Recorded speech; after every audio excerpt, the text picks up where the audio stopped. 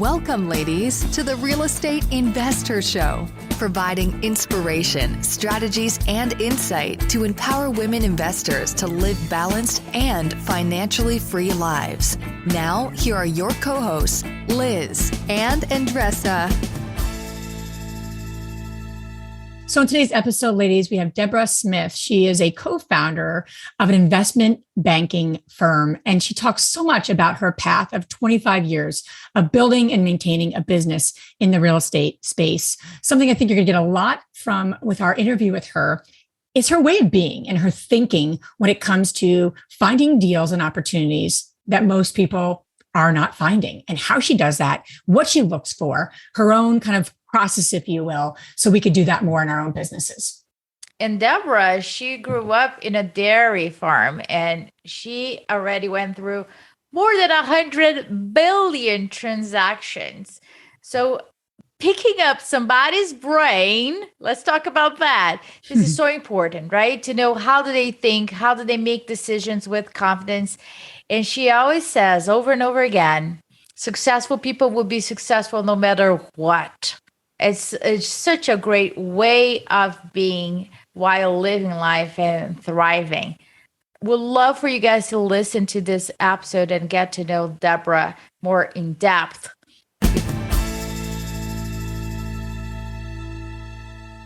Welcome back, ladies. This is Liz. And this is Andressa. Welcome back to the Real Estate Investors Show, where our mission is to empower women to live a financially free and balanced life on their own terms, right, Andressa?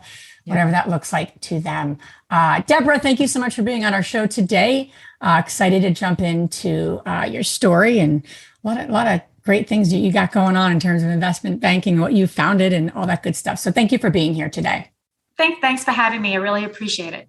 Great. So we always like to get connected to our audience, share something, some tip, whether it's self-care, whether it's business, and whether it's just, real estate investing, obviously, as our core. So we'd like to get connected to all of you and share something. So Andressa, it's my turn here. Yeah. So, it's coming up for me in terms of life, and then the lesson to learn from it is, I was talking to a friend the other day, and she's doing her dissertation. So she's got her, it's a big deal, right? I've never done a dissertation, but it's an enormous project, right? Talk about managing projects. And she was just like, she's a school teacher. So she's got the summer off, and she was sharing that this was the time to work on her dissertation. She goes, here I am 2 weeks from school. I've done nothing. Oh. And I was like, whoa, that's okay. What's coming up for you? And we go deep. This is a friend that I can kind of go deep with, and she can go deep with me. So we don't just stay superficial. I said, wow, okay, so what's happening? What's coming up for you? And she goes, you know what? I really got the lesson. And then I got the gift. And then she's giving me this whole thing. I'm like, hold on. We got to break this down. I'm like, this is good stuff. Maybe I'll share it on a podcast episode. Skip that story. Let's go to that, right? Yeah. And she basically said to me, she's like, I hear I'm feeling this guilt of not working on my dissertation.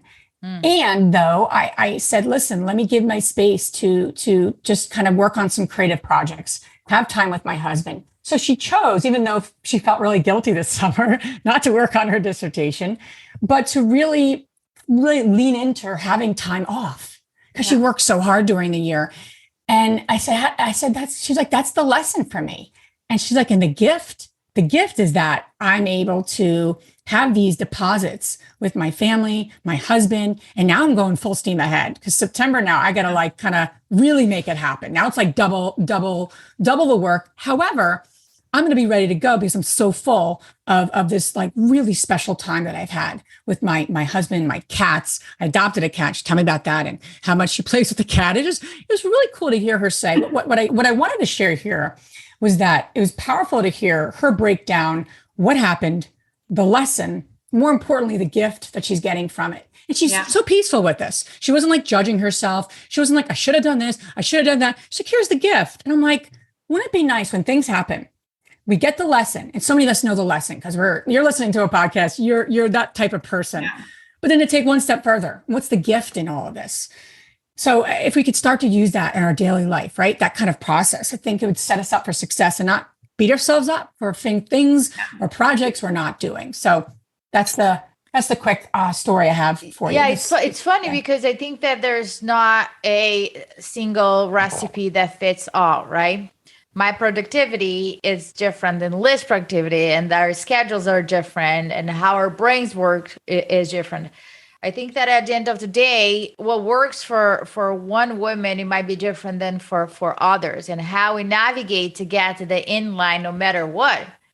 That's what the goal is, right? As we progress and we create, the biggest thing that we say is that we got to have the choice to do that. And that's why financial literacy and financial access to women is so important, because then we have the choice to make those calls that fit our family and our own goals. So kudos to her.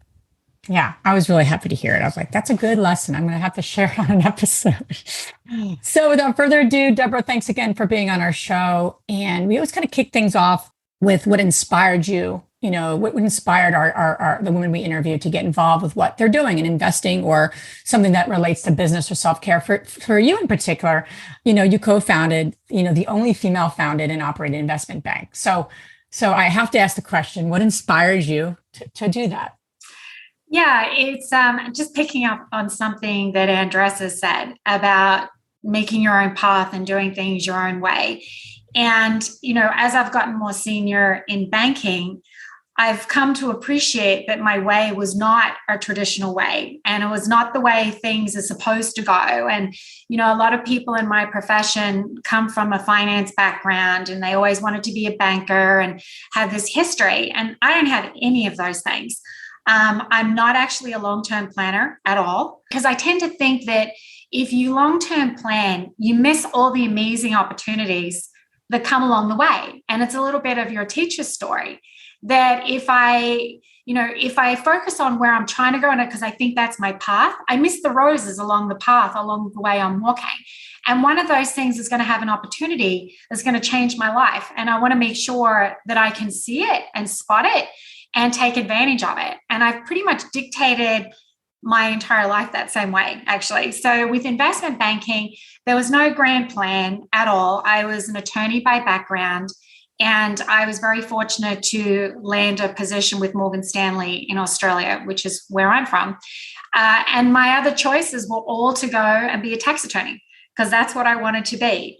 And then I fell into this job of banking, and on my first day, the person I was recruiting with was one of those people who wanted to be a banker. That was their path. And I was thinking, I hope I don't get fired when they realize I don't know what I'm doing. And yet here we are, 25 years later. I now have my own firm. And so, the path kind of evolved for me. But there was no, I want to be a banker and this is the rest of my life. It was, I'm enjoy doing it. I'll keep doing it, and setting shorter term objectives. As if I'm going to do this, I want to do it the best I can. And then when you get to that goal, you set another goal. I want to do the best I can. And being able to pivot and take advantage of things as they've come along. And that's pretty much what I've done. And, even with starting the CenterCap Group, we started in 2009. And it was a similar concept. There was no grand plan to start an investment bank. There was a concept that, we had come off working at CB Global Investors, running their M&A business, and the market was kind of in the toilet. And I was like, well, what do we want to do? And, we got a call from an attorney friend, said, this company could really use your advice. I'm like, okay. So, you give some advice, and then it's, okay, well, how do you get paid? Well, now I need a company. Then I need a bank account. Now I need a company name. Now I need an office. And the next thing you know, we have a sign over the door. And here we are 13 years later, and we're still going. And now I'm constantly setting new objectives and new ways to grow the business. But with no, if you had asked me 13 years ago, if I'd be sitting here today, the answer would probably be no. But it's a continual evolution. And so coming back, it's the grand plan. It's you do things your own way, but what it comes down to is having the confidence to do it. So similar to your teaching story, have the confidence that you can, what's really underlying her story is that she can have the time with her family because she has the confidence that she will figure it out and get done what she needs to get done on the timeline. And that's really what underlies it. And so I try and take some of that messaging and keep that in mind with whatever I'm doing, and just decide that I don't know what I'm going to be doing, 5 years from now, but whatever I do, I know I'm going to do it well, and I'm going to do it the best I can.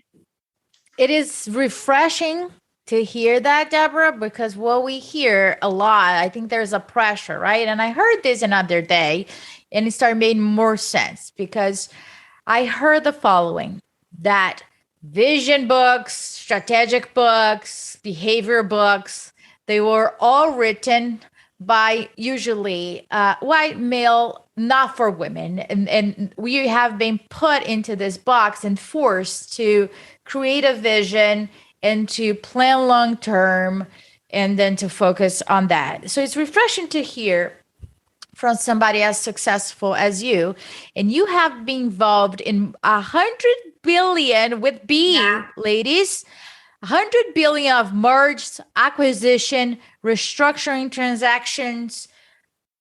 All that you have seen it there led to you to say what you're saying to me right now. Dissect to me, how can women meet in the middle? Because they are asking themselves right now. Now I'm confused. Should I forget my vision and live in the now, or how can we find a middle ground? So based on what you have seen, the skill set that you've gained throughout all those business experience, what would you say to those women? Yeah, I mean, I don't have any issues with business plan. In fact, we have a consulting practice that does that, business planning, strategic objectives. And I think that's really important for people that require that kind of structure. And so if you're a person that thinks better or works better when you have it written down and you have your list and you take comfort in being able to pencil things out, I think that is great. And we advise clients all the time on it. What I'm just saying is that for the women that are out there that think, I can't do that, that's not the way my brain operates, it's okay. Because guess what? My brain operates like that too.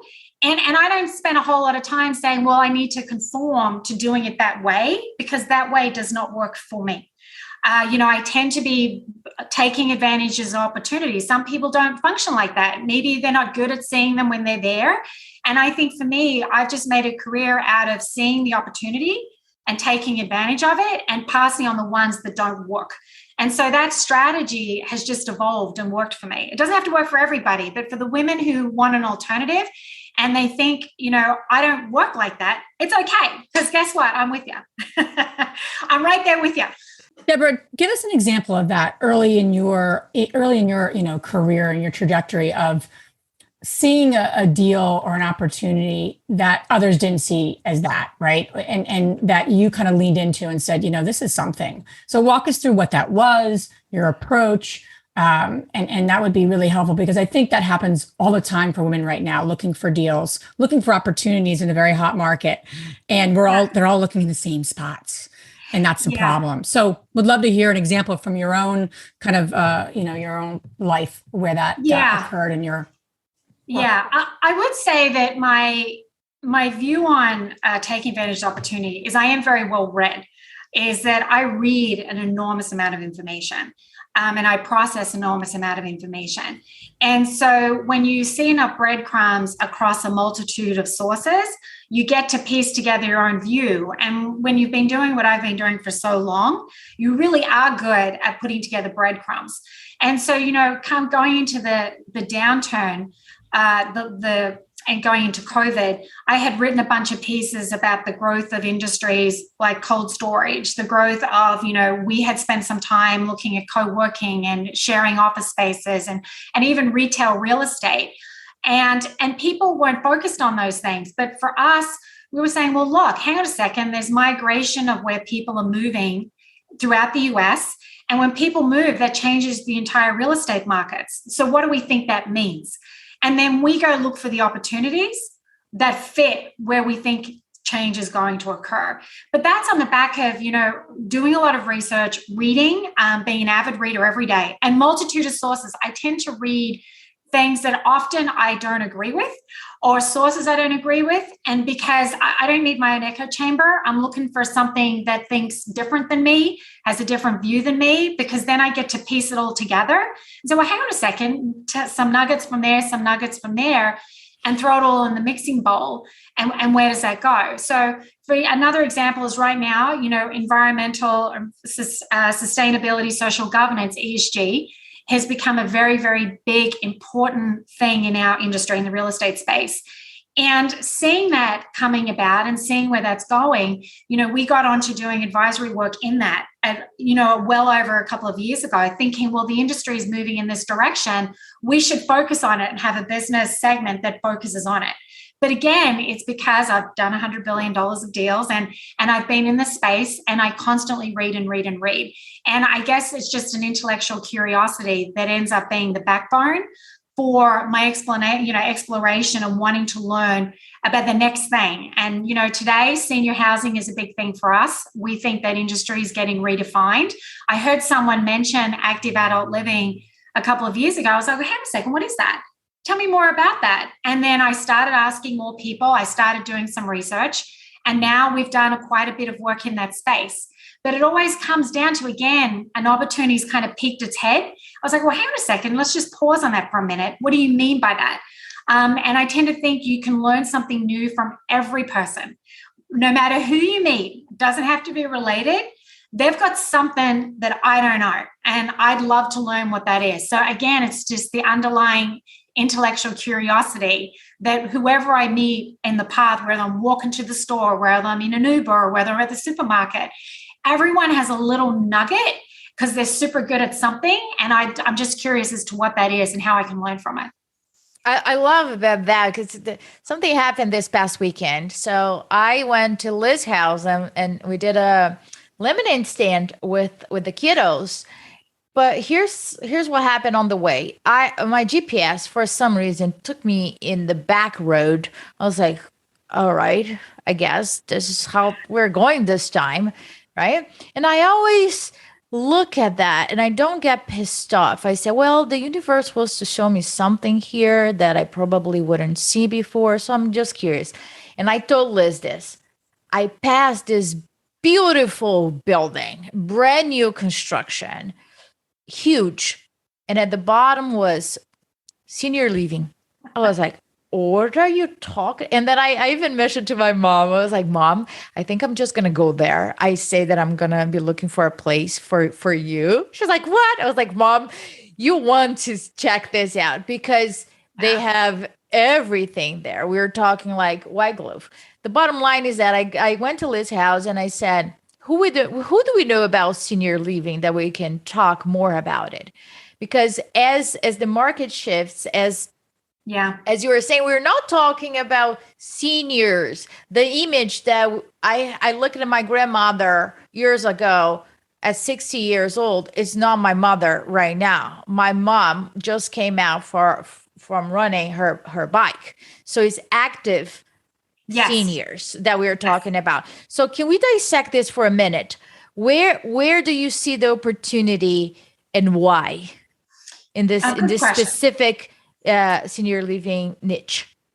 So senior living historically has been defined by folks that have some kind of limitations. So they either need meal plans, they need health services, or they need something to operate and to function. And so it's always defined in terms of, that aspect. So even most of the living facilities available tend to have like cafeterias or meal plans or nursing care. But there's a growing segment of the population that is getting older that just don't want to own their own home. But they're super active. They go hiking, they go biking, they go to wine tours, they do all of these things. And the product available for that segment is not huge. It's a market that's continuing to evolve. And that's why it's active adult. So it's really the folks that the choice is not which home care you need. It's do I want to own my own home now and deal with the maintenance and the cleaning and the roof that's leaking? Or do I want to get out of that and live in an apartment that is like my home away from home, that gives me a new community that's close to my children? And that industry is really evolving right now. And folks are trying to figure out how it works. Is it more like an apartment or it's more like a true old assisted independent living facility? And trying to get that mix right, because, the seniors from 55 to 85 are not homogenous, right? So how do you serve that market and how do you narrow it down so that you can pick up and be the most attractive property for them? And I think where the industry's got some real pickup is that the multifamily space has really evolved similarly over the past 15 years. And I remember when we were coming out looking at redefinitions of the space, 15 years ago, people thought we were crazy. But the concept of smaller apartments, lots of amenities, which is different than bigger apartments with a doorman and fewer amenities. But with the millennial generation being much more socially interactive and convenient and wanting a different kind of living experience, the multifamily space has evolved. And now the senior space, I think, is catching up. It's a little bit of that concept. So there's a lot of piggybacking from saying, well, let's go with this highly amenitized product that the millennials like. Let's see if we can take that as a concept and evolve it and change it and adapt it to the senior living space. It's really cool. There's lots and lots going on. Lots of people are trying to figure out how to play it. Yeah, and it makes me think of women in our community that are, passive investors, active investors, and they're maybe looking to diversify, whether they passively want to invest in this particular niche, or they're doing it with a team, kind of like where, they're on the multifamily space and now they're getting into this space.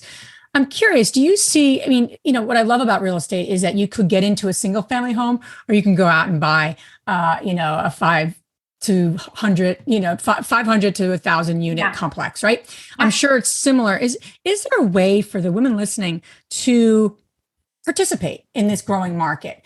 Because sometimes they might be listening and saying, wow, I don't know if I can, that seems like a big thing, right? You're running, it's an enormous business. It's the amount of properties you need to really play in this niche. Is there a way for them to get like their foot in the door? Is there communities that are, I would imagine, are smaller than large, or they tend to be all large? It's a niche that I don't know much about. I'm curious. I'm thinking about the women listening, right? And they're wondering, how can I get in maybe as a smaller investor, right? I don't have a fund, but I want to get involved in this particular niche as the opportunity. Yeah, it's a good question. So we, as a firm, operate in the big institutional space. So your 500 to 1,000 foot unit properties, exactly as you just laid out. But there are opportunities that are smaller funds that are for accredited investors through the retail channel that they can invest in. And if anyone wants to reach out, I'm happy to point them in some direction there as to how to go about it. And so there is the mix there. The rules and the regulatory rules tend to be different, but our space has always just been the larger properties, and dealing with the much, much bigger institutions, because the retail network does operate very differently than the institutional market. But there are definitely fund offerings and channels that they can go through if they want to participate in a fund offering. Great. Deborah, one thing is that when women, it all ties up to women trust themselves to the right deal. How do you know that is a right deal for you? What are your criteria? Yeah, very good question. And we go through this every day, just even on client selection. It's like, well, how do you pick this client over that client? And how do you know, because we're a women-owned firm and we're a small firm, so I can't afford to get it wrong when we back clients, right? So I think at this point, track record is always important. What a management team has always done to really look at that, what they've done in the past, whether they've already worked with the investor community, who their team is, how long they've been doing it, and whether they have the financial wherewithal themselves to be able to execute on what they're looking to do. And for me, I tend to be a bit of a gut feeling person. It's, I can spend some time with a management team and kind of come up with a view of what I think. And then I spend the rest of the time trying to prove that out, whether I'm right or not. But it's, when you deal for us, we deal with over 1,000 owner operators of real estate. And so when you deal with that many people, you start to get a really good sense of who's got the goods and who doesn't. But again, it's those kinds of buckets that we would look at and say, well, where do they fit on each one of those buckets? That makes a lot of sense. And you've navigated, just in your own world, right? You've navigated growing this venture. And so many of the women listening are at the point where they have a number of properties or they have a number of deals. And now they have a business, right? It's not just an investment or a side thing, right? They're maybe leaving their W-2 and really going all in on their venture, right? Yeah. And so as you navigated growing your own business, especially in a world that was fairly male dominated, which still is, right? No, it still is. Still is. That hasn't changed. So is real estate. It still is. Right. It's a little lonely at the top. You've had to navigate a lot on your own terms, growing a firm and in a space that was male oriented and male dominated. I think the women listening are doing the same. They're scaling they're growing their portfolio on their own terms. So what have been some of your, biggest lessons that you've kind of, as you reflect back on your tenure, more than tenure, 25, career, that you're so appreciative of, or more importantly, you wished you really got when you were growing in the throes of it, that the women listening can maybe do a little sooner and they don't have to wait as long to learn. Yeah. And, maybe it takes a lifetime to get there, and to add substance behind the words, but I don't sweat the small stuff. I really don't. And I don't sweat the small stuff. And you win some, you lose some. And there are opportunities we lose and there's deals we miss. And I can't worry about that. It is what it is. I'm not going to be everything to everyone. Not everyone's going to want to hire us, and I'm going to lose clients. And not to worry about those things. Focus on what you're good at and excel at that. And some of this other stuff is just noise, and just let it go. Because I think, as an entrepreneur, I'm so busy and I have so much going on. I can't second guess my decisions. I can't look backwards. What's done is done, and it's just time to move on. And I'm well known for saying multiple times, why are we still talking about this? It's over. It's done. It's done. I say it in my house. I say it in my office. It's like, we can't keep worrying about this stuff. Let's just move on. That's in the past. And I have found that women primarily, because guys don't do that. They don't stress about stuff. They just move on. Women have a tendency to second guess or to worry. And I think it really gets in their way of making decisions that are often awesome decisions, but they've second guessed it before they already made it. And when they make it, then they're like, well, did I make the right decision? Well, the decision's already made. So you just need to move on and trust your instincts that if something goes sideways, you'll figure it out. And I really own that as a philosophy now. And I think that's the reason we continue to grow. And I see an opportunity and I take it on because I'm confident in my decision. And I don't psychoanalyze it. I'm like, okay, I think this makes sense. Let's run with it. And if it works, it works. And that's great. But if something goes sideways, then you either figure it out and get it done, or you cut it loose. And don't throw good money after bad. Just cut it loose and move on. And I think if a lot more, and I just have found women are terrible at making those choices and doing that. And I don't know why, because we have awesome instincts. Women have amazing instincts. That little gut feeling is really just excellent judgment. And we don't listen to it enough. I think we were taught that we are quote unquote emotional beings, which everybody is, right? But we shouldn't take in consideration our emotions or our instincts, as you're saying, the gut feeling. Many times you meet people and you vibe, it feels that my energy is going to you and vice versa. And some people, I always say to Liz, I can't pinpoint what is it, because that person hasn't done anything or but there's something in it. And I think it's a line item for me when I am analyzing partnerships and deals and different things. It is a line item, how I feel about it. Yes. What my gut is telling me there.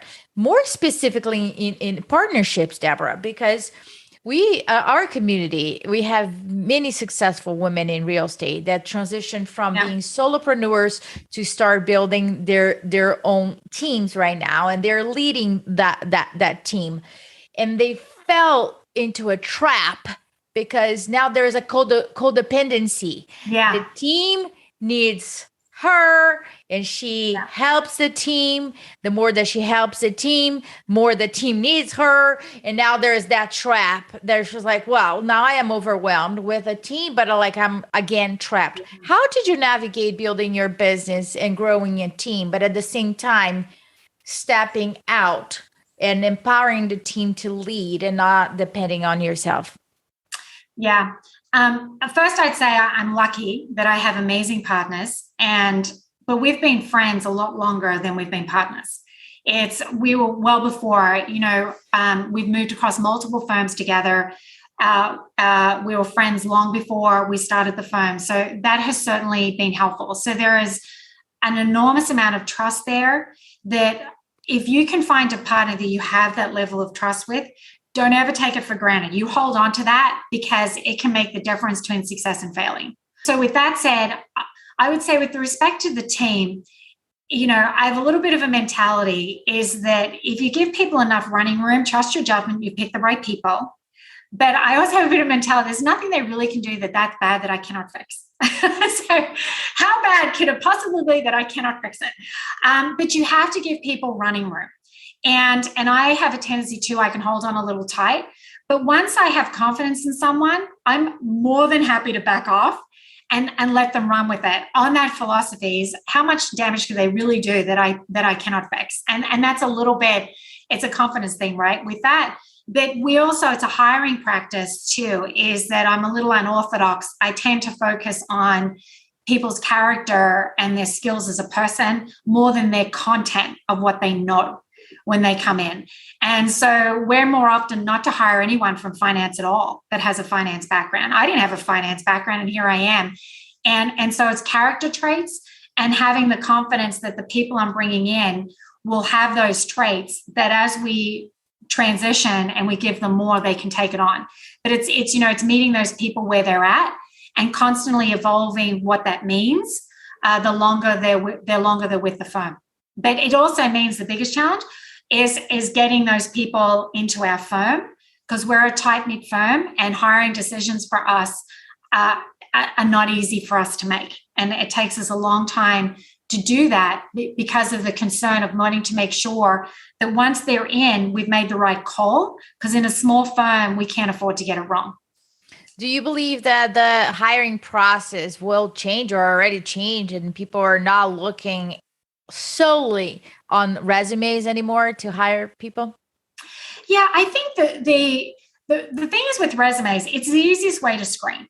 Right. And so we get so many resumes that come into our shop for every time we post for a position. But I think the truth of it is I spend as much time at stuff that's below their recent jobs and the other things they've done. I'm more interested if it's a junior person, whether they worked at Starbucks as opposed to their GPA. The GPA is great and you're going to have a good GPA, but lots of people have good GPAs. I'm interested if you worked at the Starbucks or you're a golf caddy or something else that defines who you are, or, it's because that's content of character. And in this business, I've determined that content of character takes you so much further than where you started or the degree you did. It'll always take you so much further. And that comes a little back to, how much does where you go to school really matter at the end of the day? Because successful people are going to be successful no matter where they come from if you give me the opportunity. And that's what I'm really looking for is, who is going to be the successful person as opposed to, what courses you studied or what your GPA was. No, that's great. I'm just thinking from a screening perspective, people, show you who they want you to know. Who right? They think I want them, who exactly. They think I'm interested in. Yeah. And that happens all the time, right? We meet someone, we're absolutely. On like this, we're just like, we're the best person. And we all know that our past experience tells us a lot about our future.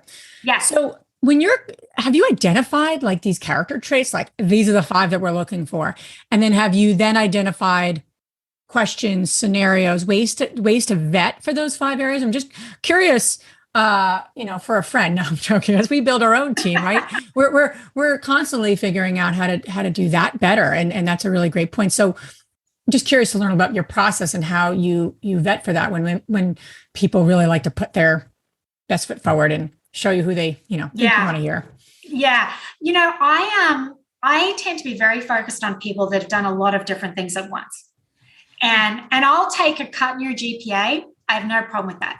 If you've worked or you played a sport or you're a piano or you did drama classes or you worked at the nursing home, I don't really care. But if you can demonstrate that you can go to school, hold down a job, play a sport, or some combinations of various different activities, then that's a really good foundation, because one of the core traits, I think, in our business is the ability to multitask.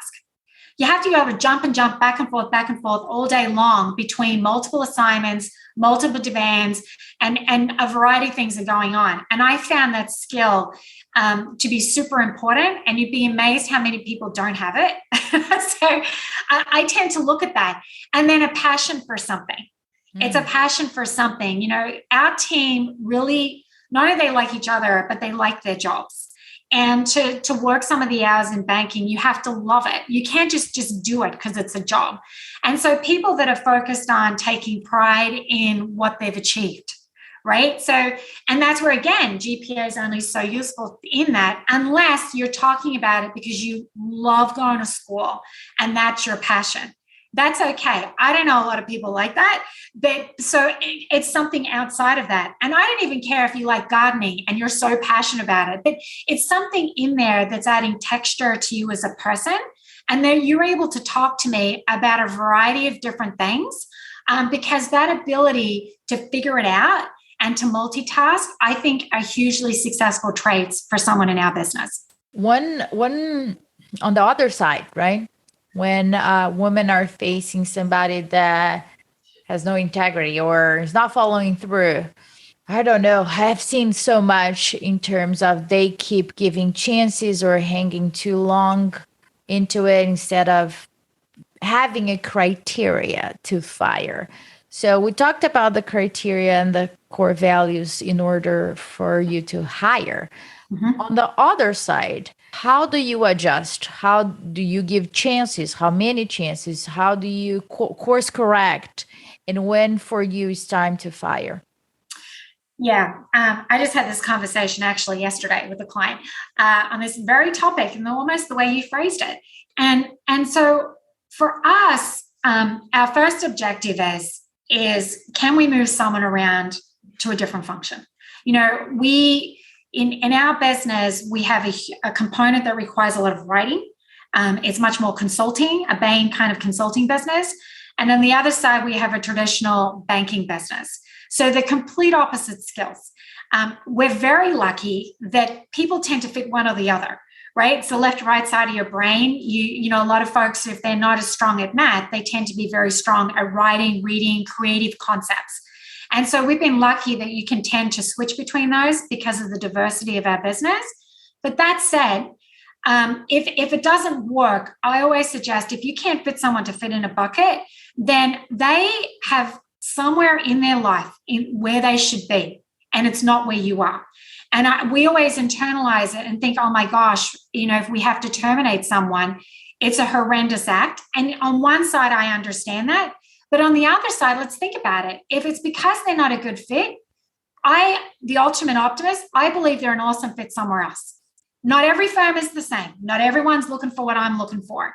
And releasing them is really putting them in a position, empowering them to go somewhere where they fit. And so for us, if we have to make that choice, we're the very first ones to help them find a fit. It's like, well, let's figure out what you're really good at. Maybe this is not it. Banking is not for you. And so if that ends up being where you are because you're not really passionate about it, okay, well, let's figure out what that is. And we will help you find, we know lots and lots of people, we'll obviously help you make a transfer. Sometimes that means going back to business school. Sometimes that may mean a complete switch in career entirely. But you know, people have to be flexible in their mindset, coming back to where we were before. If something's not working, then you've got to change it, right? You can't keep staying on the same path if it's not working. You've put your best foot forward. If it doesn't work, it means it's not meant to be. The opportunity has switched, and you got to move with the opportunity and have that opportunity. It may mean that person belongs somewhere else. It's not a bad outcome, right? Because I think it just helps you redirect into something that will make them happy and make you happy. Liking tends to be mutual. So I often find if you don't think someone's doing a good job, it's not often they think they're knocking it out of the park in return. And you have that massive discrepancy in your mindsets. That's just from my own experience. Love that. And just to circle back, you threw a lot of great insight out around the team and all those pieces. And to what Andressa just kind of segued into like, what do you do when? I want to circle back on something that I was a management consultant for many years, and so many people would write down the skills and the experience they wanted or the GPA, and they always missed the demands of the job, like behavioral demands.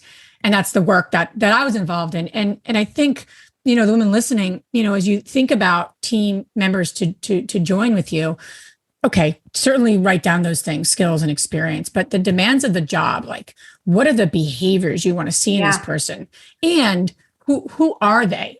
If you had to and I love what you're saying in terms of character, values, those are the kinds of things. Spending that time up front makes a difference. And to your point, it's like we all go out and say, what's our perfect deal? Well, if you don't have a clear deal criteria, any project will do, because it doesn't matter.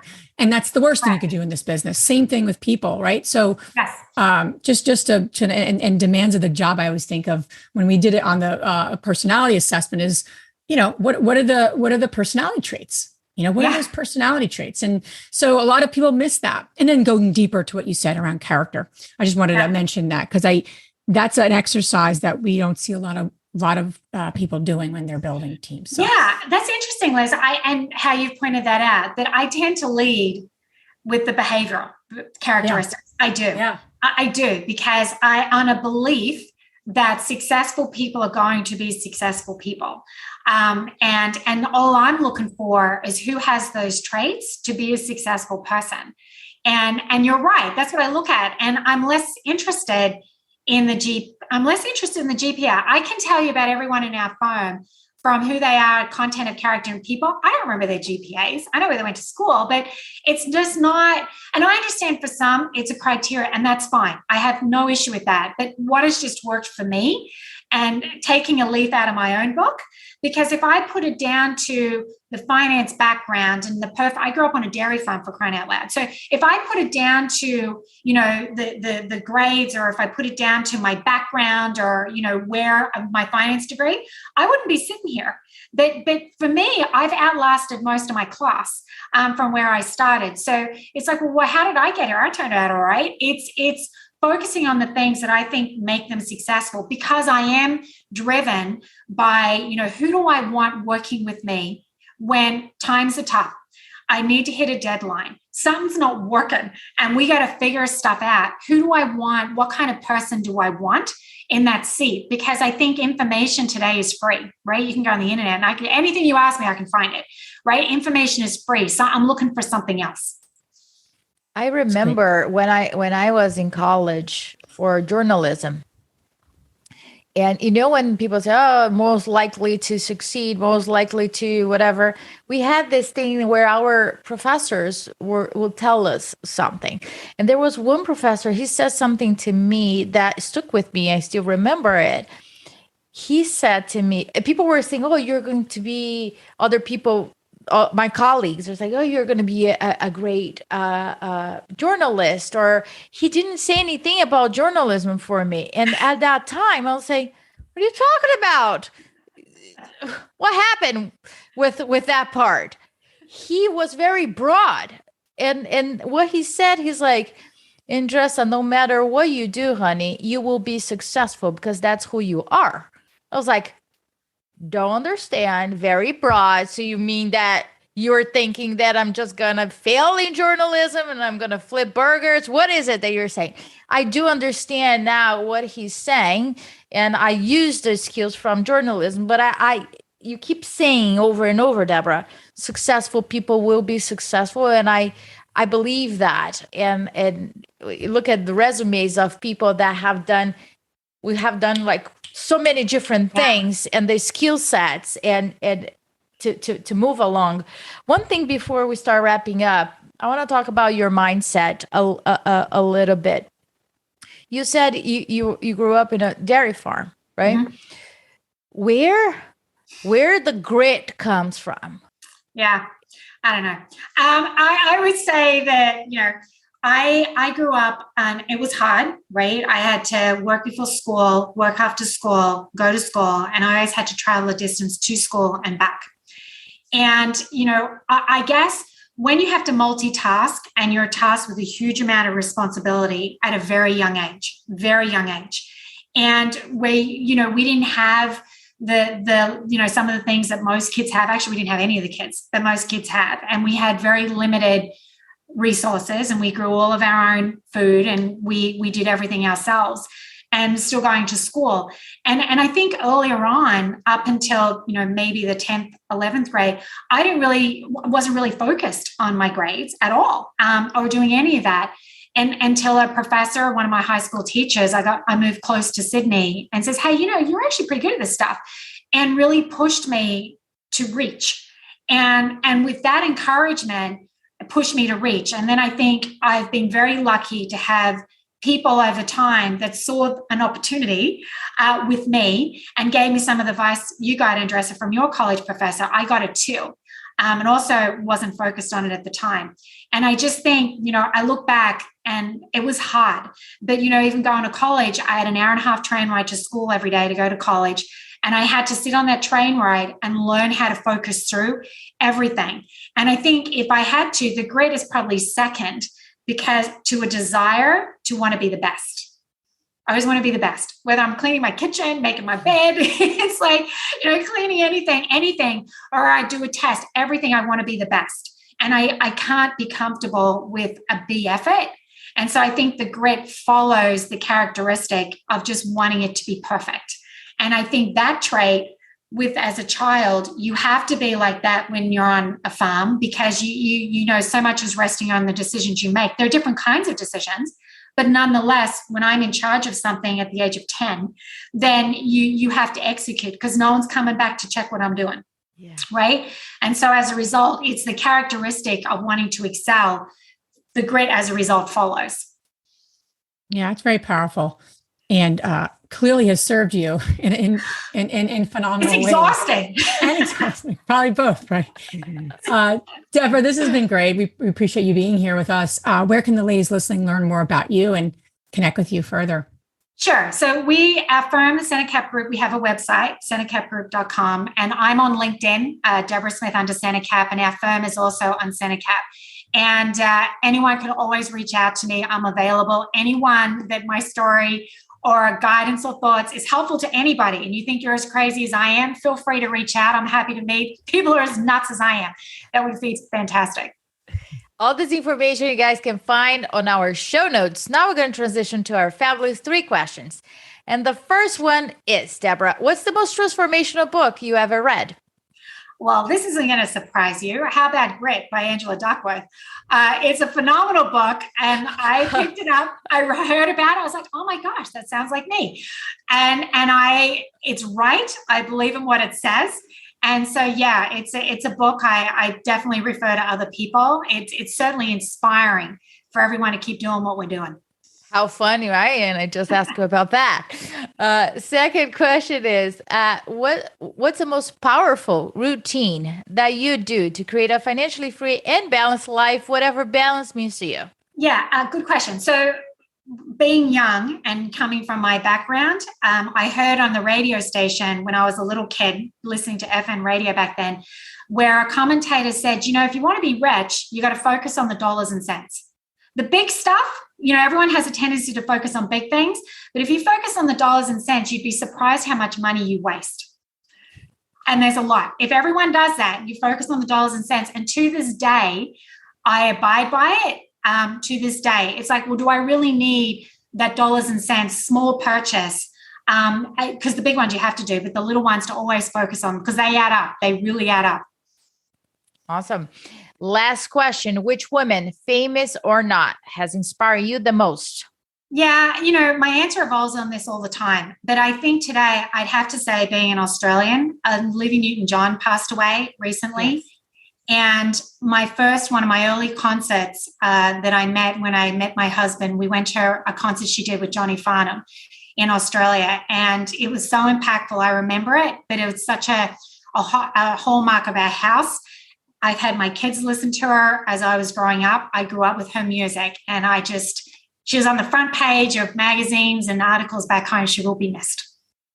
Definitely. Deborah, thank you so much for being on our show. Thank you for sharing all your great wisdom. We really, appreciate your time and all your great ideas and thoughts here for our audience. So thank you. Thank you. It was an absolute pleasure to meet you both. Thanks for having me on. Thank you, Deborah. If you enjoyed this podcast and want to receive updates on our next interviews, go to our website, therealestateinvestor.com. There, you can subscribe to our show, become part of our investor community, and get updates on upcoming episodes. If you like our show, please share it with other women who would benefit. And don't forget to leave us a rating on iTunes. We'd really appreciate it. And as always, we encourage you to take one action as a result of today's show and put it into motion so you can live both a financially free and balanced life. Thanks for spending time with us. Ciao.